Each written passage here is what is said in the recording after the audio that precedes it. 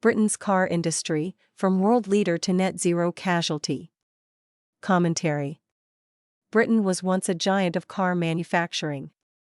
In the 1950s, we were the second largest producer in the world and the biggest exporter. Coventry, Birmingham, and Oxford built not just cars, but the reputation of an industrial nation.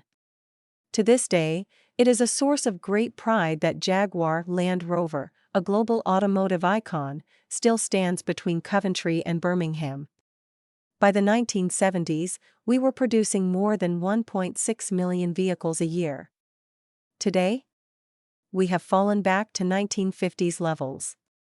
Last year, Britain built fewer than half our peak output, 800,000 cars, and the lowest outside the pandemic since 1954. Half a year later, by mid-2025, production has slumped a further 12%. The country that once led the automotive revolution is now struggling to stay afloat and fighting to remain relevant. This is why the news that BMW will end car production at Oxford's Mini plant, shifting work to China, is so damning, bringing this decline into sharp focus. The Mini is not only a classic British car.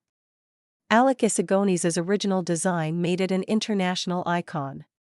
For decades, the Mini has been the bridge between British design flair and foreign investment.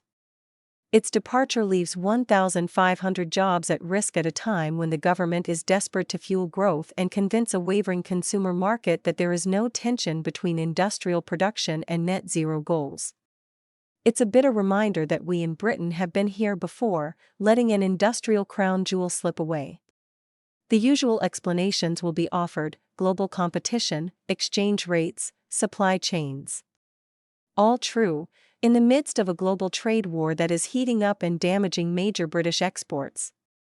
But such a diagnosis is incomplete. The truth is that Britain's car industry is being squeezed by a mix of geopolitical realignment and government missteps.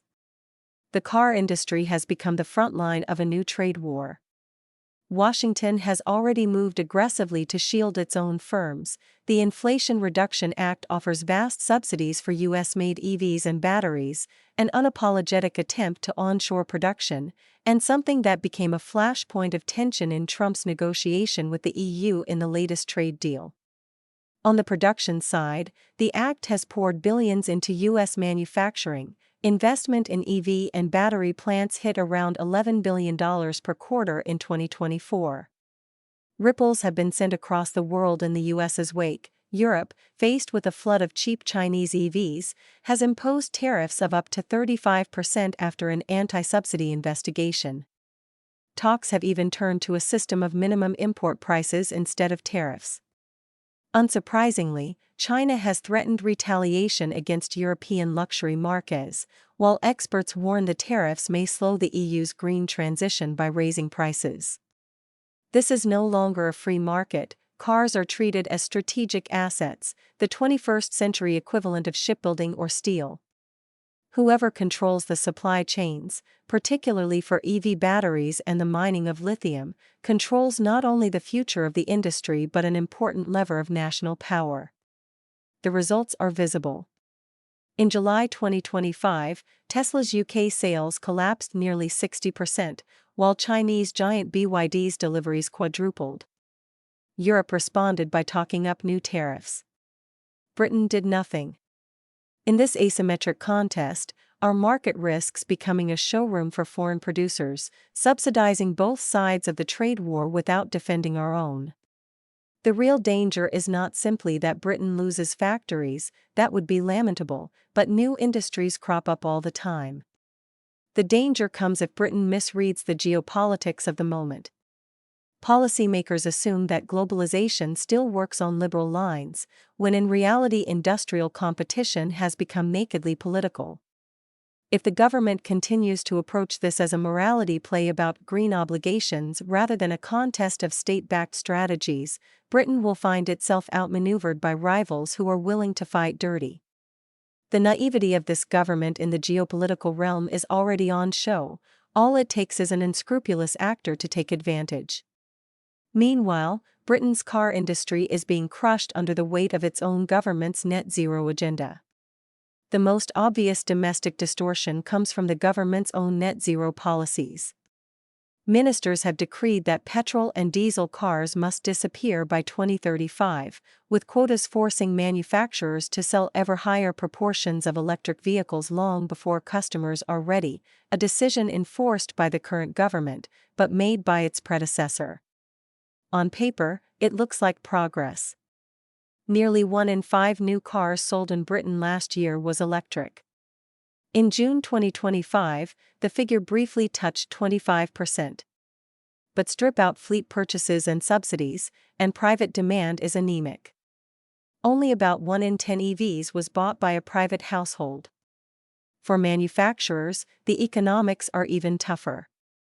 Retooling factories for EVs requires billions in investment.